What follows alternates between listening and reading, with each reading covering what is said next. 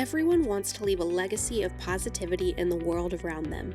Whether you are a CEO of a Fortune 500 company, a nonprofit executive director, or even a soon-to-be entrepreneur, one fact is always true. The easiest and most effective way to catalyze change in the world around you is through commerce and through business. But how do you do it? You've come to the right place. Welcome to the Changemakers Collective, a place where people can come and get educated and encouraged and empowered to be the impact agent in the world around them.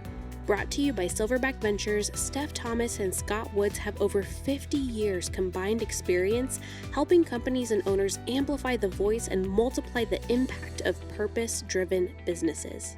Join us each week as we discuss what it means to live a life of purpose on purpose.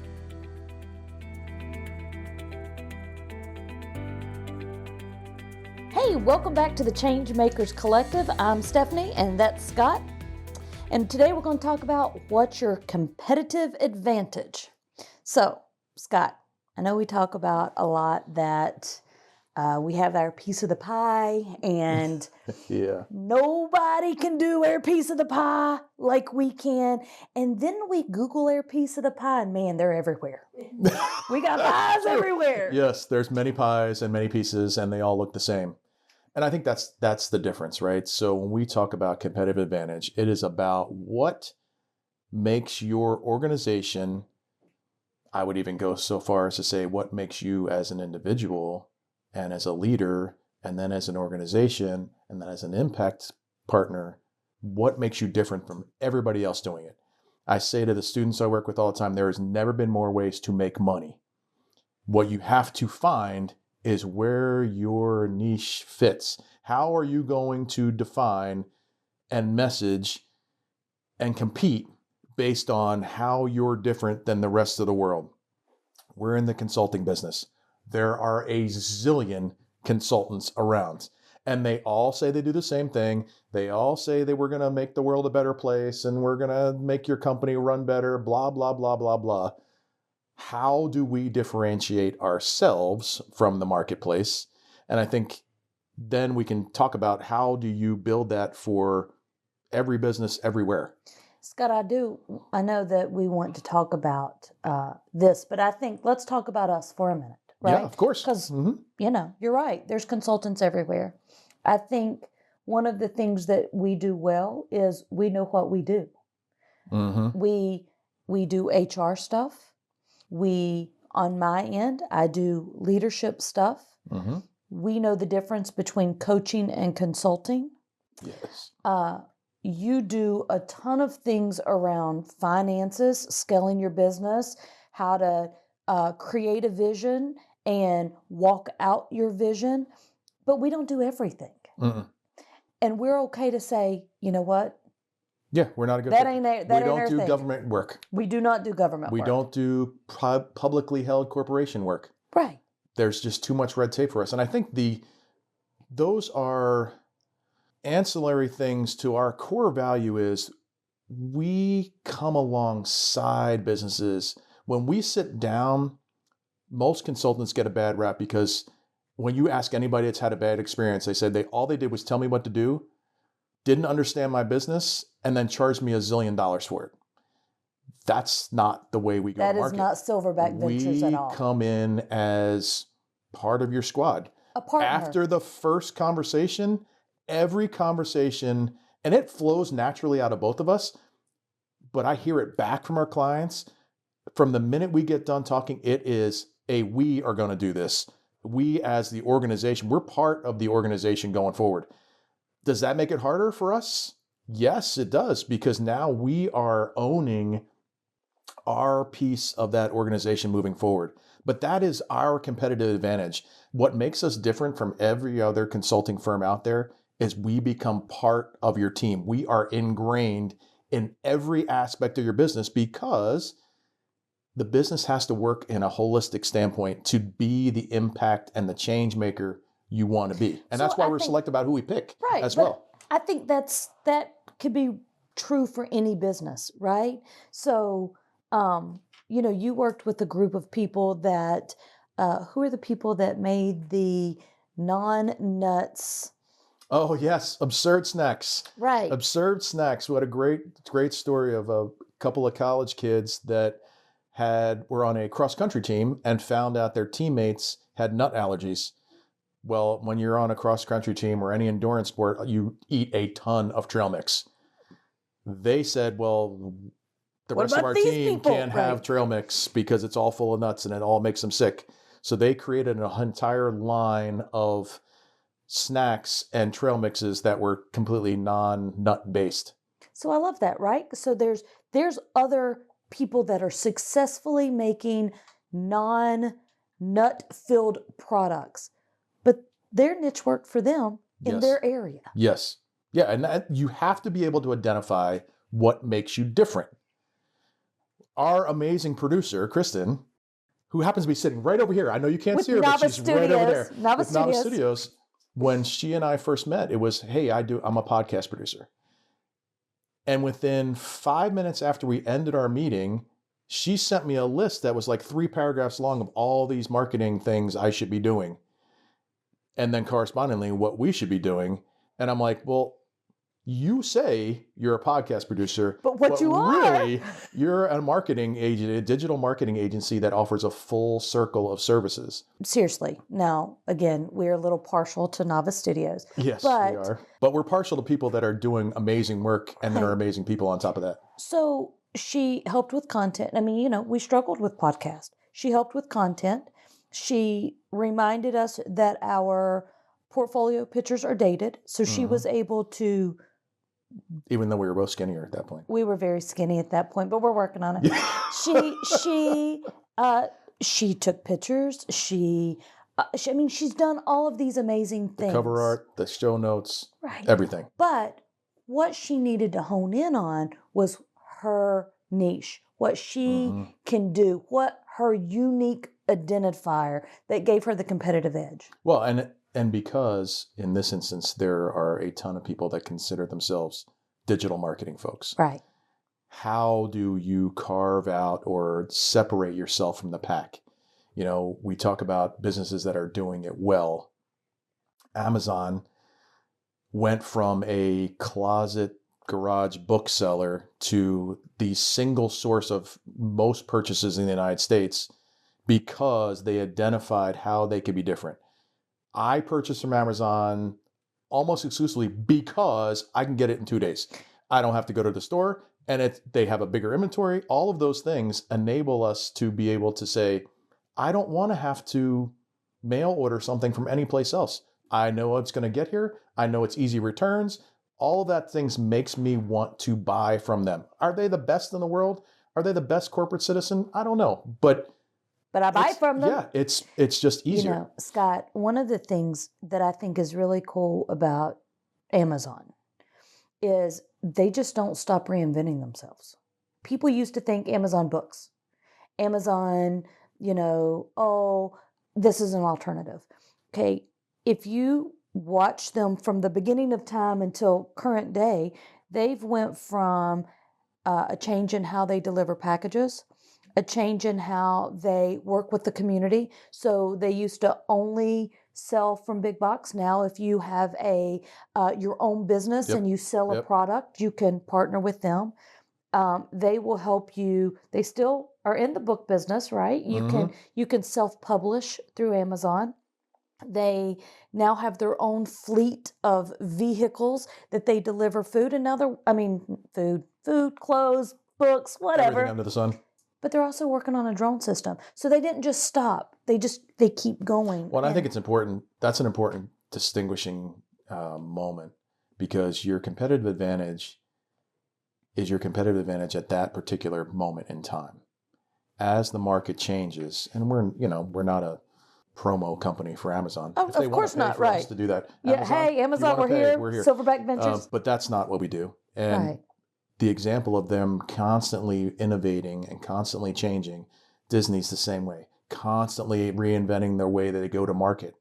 If you have a differentiation and you're not talking about it, it's like that old adage, if a tree falls and nobody hears it, did it actually make a sound, right? So you have to be able to talk about it and you have to own it. Because if you can't articulate what makes you different, then you don't believe it. First of all, what's your pitch, Yeah. right? You can believe in it, but if it takes you 45 minutes to help me understand what you're doing, you've lost me. So do you have your 30-second pitch and your 60-second pitch and then your, hey, let me talk a group through this pitch? That's first. Is your company relative right now? Yeah. So a good example of that is how we view movies, right? So first, we had Blockbuster who said that they will never change. Now they have one store located in Alaska, and it's more just to say we have a store. You have Redbox, not bashing them, but Took advantage of a changing marketplace. absolutely. And then you have live stream TV or movie streaming Which TV put platforms. Redbox out of business, basically. Right. Okay. World events happen, and you have to be able to pivot. So when we're talking about, okay, do you have a competitive edge? And we go back to what's your pitch? Are you working on your business or in your business? If you have a competitive edge today and you're not working on your business, you're not going to see down the road. Well, I think it even goes back further than that. If you're setting up a business and you can't see how this business and the product and service you're offering today will continue on and we be ubiquitous enough in terms of usage for 5, 10, 15 years, you need to reevaluate what you're going to market with. Well, Scott, if you can't do that, it's a hobby. 100% yes. I have a student of mine, and I thought she was kidding when she said this, but she said to me, I was asking her about Christmas. I said, are you done? Oh yeah, I did all my shopping already. I said, what did you get? She's like, I got all of my family the exact same gift. It's a potato. And I'm like, excuse me? You bought your family a potato? You lost me at the Yeah, pitch. I was like, what? I was like, surely she's kidding. And I was trying to keep a straight face, but she actually found a company that one of the sharks from Shark Tank invested in that's a customizable potato. Comes in like a gold gilded box, so you can put superimpose your face on it or a message on it. And I'm thinking to myself, Mr. Potato Head. and I'm thinking, Pet Rock was the first thing I thought of. Oh, I was yeah. like, this is the dumbest idea I have heard in years.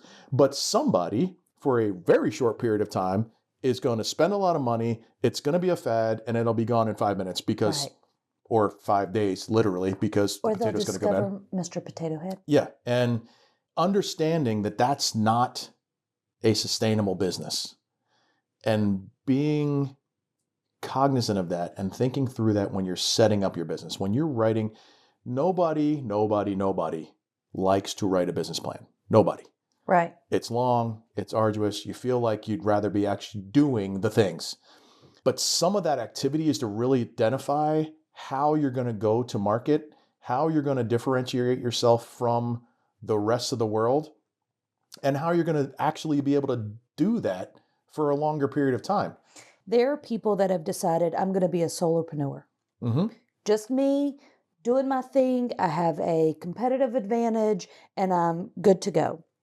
And then there's the other group that it's like, hey, this is a brand that we can have team members and we're going to scale our business and we're going to show up in the marketplace at a different level. And it's scary. It's scary to navigate through that. Let's spend just a minute and talk about when people have asked us that. You know, how do you know if I should stay a solopreneur or if I should, have team members? One of the first things I say is, well, what's your vision? What's your mountain point? If you say I'm successful, what does that look like? Well, and it goes back. If we're talking about what your competitive advantage is, how do you differentiate yourself in the market? There are going to be people that say, hey, if I'm a CPA and I want to be a CPA and I want to do taxes forever, okay. Right. We have friends of our family that he's a CPA and only focused on dentists. That was his niche. There you go. And made a very successful business. Him and his wife and a couple of people, that's all they did was dentists. Okay. Businesses like that, you can really hone in. Attorneys are like that. You can really hone in. Marketing agencies. I have a client of ours that does only medical services. I have a friend that she only does hair color. She doesn't cut. She doesn't her thing, and she is the best colorist in the world. Yeah, no, but I think, But she'll need a team. yeah, and I think going back to it goes back to your vision for what your future is, and I think our focus at Silverback Ventures is those businesses that are trying to make an impact in the world around them. Right. I am not saying the person who does hair or the guy that does taxes for dentists is not making a big impact in his world, but those aren't necessarily our clients. Right. What we're talking about is how do you, as a solopreneur or as a brand with multiple team members, how do you differentiate yourselves? Goes back to the previous conversation we had around having the right people on your team and allowing people to have innovation. That innovation piece is going to drive you to market differentiation. You're constantly going to be looking at what are we doing different than everybody else. Right. Now, if you're in a business like a restaurant and you're selling burgers, there's only so many things you can do to a burger. So your competitive advantage may not be in your product. It may be in your messaging, or it may be in your delivery. Customer service, or your cleanliness, or your, I can literally say I have walked into a restaurant and walked out because it didn't fit what I wanted in a restaurant. Yeah. But the restaurant was full. It just wasn't for me. Yeah. So I think it's very important for our listeners to think about, especially if you're in a more ubiquitous business selling something that 1 million people are selling. Right. Your competitive advantage does not necessarily have to be your product or service. It has to be how you present it. Right. How do you market it? How do you talk about it? We have a client that's in a higher education service, in amongst the sea of other higher education institutions.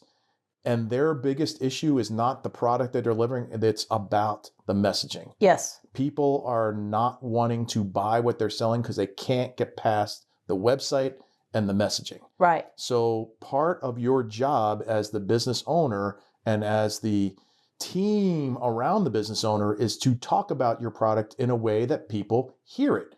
And how do you do that? You know your customer. You can identify who's going to buy. You can identify what they do. One of the things you and I talked about very early on is I'm going to get myself in trouble because you're going to yell at me. But one of the things we despise doing is networking, like going to networking events, because it's nothing but sellers. Right.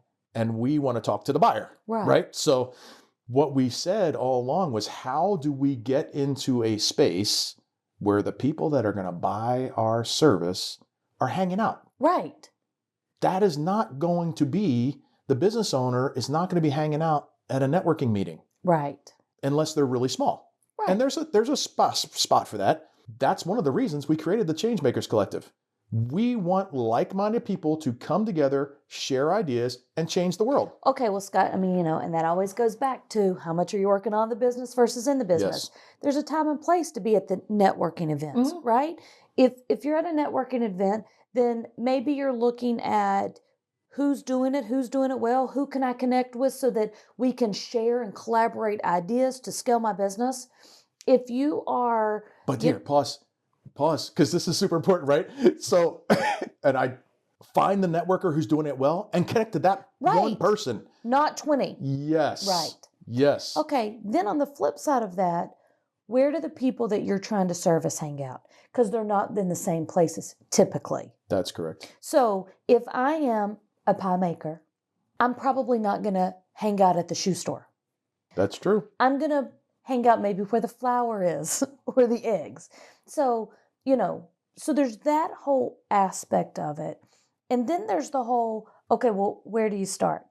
My business has been going for 30 years and everybody can start where they are, right? Mm-hmm. So if you're new, then a great way to get started is to build vision statements, core values. When you're doing those things, you usually can outline, here's where I stick out. My core values allow me to stick out in this area. We were just talking to a client earlier today. Okay, they've been doing it for 20 years. And my biggest thing is, well, that's dated. Your language is dated. Yeah. The concept doesn't have to change. Nope. But if you are trying to that's so stay good. competitive, That's so good. your language has to be updated a That's little so bit. good. I mean, that goes back to your vision for ultimate success typically doesn't change, but your mission objectives, the way you get there, and your guardrails that keep you going in the right path changes with the progression in your business and with even when the changing demographic of your constituents. Right, Blockbuster. It's Blockbuster all over again. Yeah, you have to change. If they had decided, hey, having these little boxes on every corner is going to... Now, their mission didn't change. They just wanted to put videos in everybody's home. Yep. But how they did it, the vehicle, just like you said, their vehicle had to change to ultimately, if they'd have just changed with the times. Yeah, Redbox wouldn't exist. Nope. Or they Blockbuster would have continued to dominate the market. Absolutely. If they had just paid attention. And I think that's where our listeners can really start honing in on, how do I differentiate myself in the market? Is my product or service unique? And please, please, please, please hear me. Saying you have the best customer service does not make a market differentiation. Everybody is going to say they have the best customer service. Whether they do or not, they're all talking about it. So it becomes a sea of noise. What are you doing differently? What are you saying differently? What is going to poke me in the eye as a consumer or as a donor to say, wait a second, I want to be a part, not a consumer of your stuff, but a part of what you're doing as a company. Simon Sinek talks about, starting with why, right? Yeah. People buy from people who understand why they're doing what they're doing, not what they're doing, why they're doing it. You have to be able to do it all, right? Why you're doing it, what you're doing it, and how you're doing it. Yeah. And if you can't articulate those things, you can't build a competitive advantage. Start with where you are, why you got into business in the first place. What problem are you trying to solve? And then why should people give you money to solve that problem as opposed to the 2,500 other businesses that are doing the same thing?